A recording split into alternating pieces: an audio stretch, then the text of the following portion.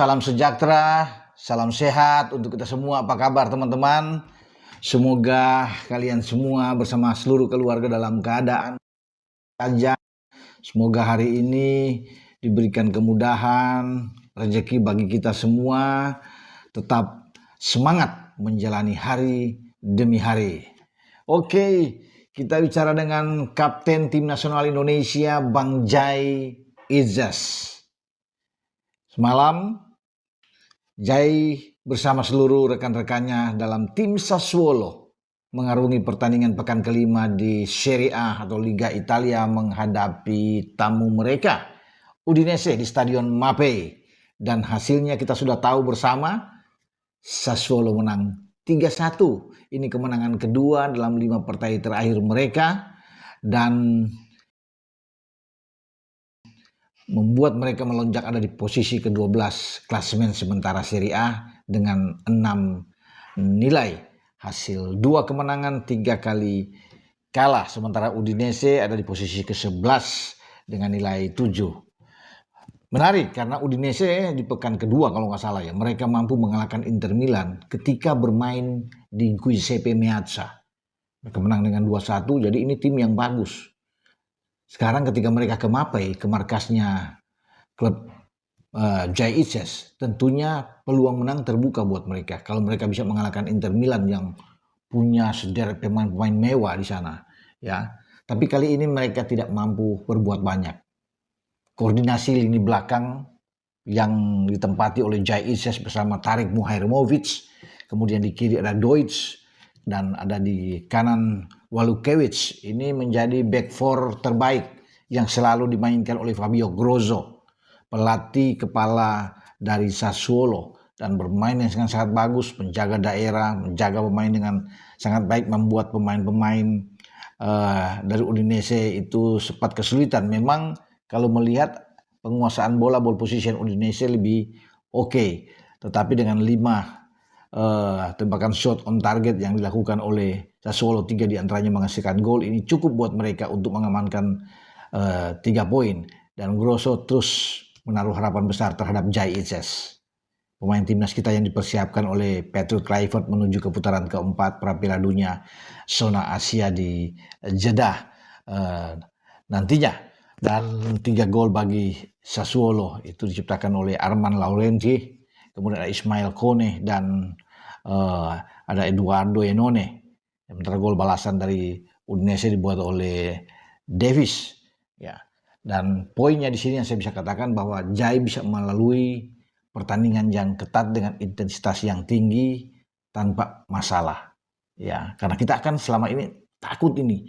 Jangan sampai ada benturan keras, cedera yang dialami oleh Bang Jai, karena Bang Jai kita tahu pemain yang sangat kita harapkan memimpin di jantung pertahanan kita, visi bermain bola dengan sangat baik, ketenangan dia, passing yang sangat bagus, itu yang duel-duel udara yang sangat baik yang dilakukan oleh Jai Izzas. Dan itu terbukti. Lawan Indonesia kemarin ada 4 sukses duel udara yang dia lakukan, di samping ada 40 sentuhan operan yang baik dilakukan oleh Jai. 70% dia berhasil dalam akurasi operan dia ya dalam pertandingan menghadapi Udinese. Nah, ini yang kita harapkan ya ketika akan menghadapi Arab dan Irak di putaran keempat nantinya antara tanggal 8 dan 11 Oktober yang akan datang.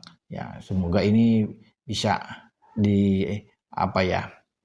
diemban dengan baik oleh Jai Izzas ketika dia selesai bersama dengan klubnya, dan kemudian tugasnya juga berlangsung dengan bagus di putaran keempat dan menghasilkan sesuatu yang baik buat tim nasional kita, karena kita berharap ya sudah sampai putaran keempat, semoga ya, semua pemain dalam keadaan baik dan bisa merebut tiket menuju ke Piala Dunia 2026. Semoga itu ya harapan kita semua. Ya, masih ada 1 pertandingan lagi yang akan dilalui oleh Jai Izzas. Ya, mungkin mereka akan ketemu Verona, dan itu akan terjadi pada tanggal 4 ya di akhir pekan, hari Sabtu. Dan setelah itu ada break.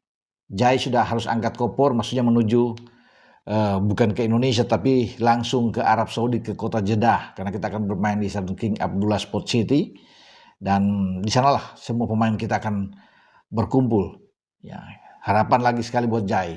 Dia bisa melalui pertandingan melawan Verona dengan sangat bagus.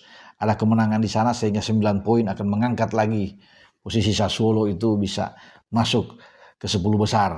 Ya, dan dari Jai Ices kita coba melihat rekannya yang bermain di Serie A yang kemarin dalam video saya itu adalah pemain atau kiper kita Emil Audero yang sempat mengalami cedera betis, otot betis dia agak bermasalah sehingga dia dalam pemanasan sebelum pertandingan itu harus keluar menghadapi Como, klub asalnya, klub induknya, dan akhirnya digantikan oleh Marco Silvestre, penjaga gawang kedua ya dari klub dia, dari Cremonese. Dan hasil pertandingan kita juga sudah tahu teman-teman ya, 1-1. Cremonese tidak kalah, ini luar biasa. Dan Emil yang menjadi keguncangan sendiri karena bahaya juga kalau sampai dia tidak bisa bermain nantinya di putaran keempat dengan masalah tersebut. Tetapi sudah dipastikan bahwa cedera dari Emil, teman-teman semua, tidak ada masalah yang berat, tidak serius, dan Emil sudah mengkonfirmasi itu ya lewat mungkin tayangan lewat chat-chat dengan seluruh pemain tim nasional, karena Sandy Walsh juga sudah sempat menanyakan ke dia ya bahwa bagaimana dengan keadaan dia, dan Emil sudah menjawab ya, ke Sandy rekannya bahwa tidak serius, tidak apa-apa, mungkin hanya butuh istirahat, dan itu yang dilakukan oleh tim dokter karena dia dalam pengawasan tim medis. Setelah tidak dimainkan walaupun sudah masuk dalam DSP saat menghadapi Como, tapi kemudian ditarik keluar, yang dibutuhkan adalah pada Emil adalah dia beristirahat 1 pekan ini dan dia bisa bermain. Mungkin tidak akan dipaksakan pertandingan selanjutnya untuk Emil bertanding ya karena mereka menuju ke Inter Milan, tapi dia harus recovery dengan cedera otot dia. Memang tim dokter sudah mengkonfirmasi juga bahwa tidak serius, tidak parah apa yang dilakukan oleh Emil ketika dia mundur dalam pertandingan melawan Como. Dan dokter Alberto Gesa yang memeriksa dia termasuk dengan Francesco ya Toscani yang melihat bahwa tidak serius. Jadi Emil, harapan kita bisa tampil pada tanggal 8 ya menghadapi Arab Saudi.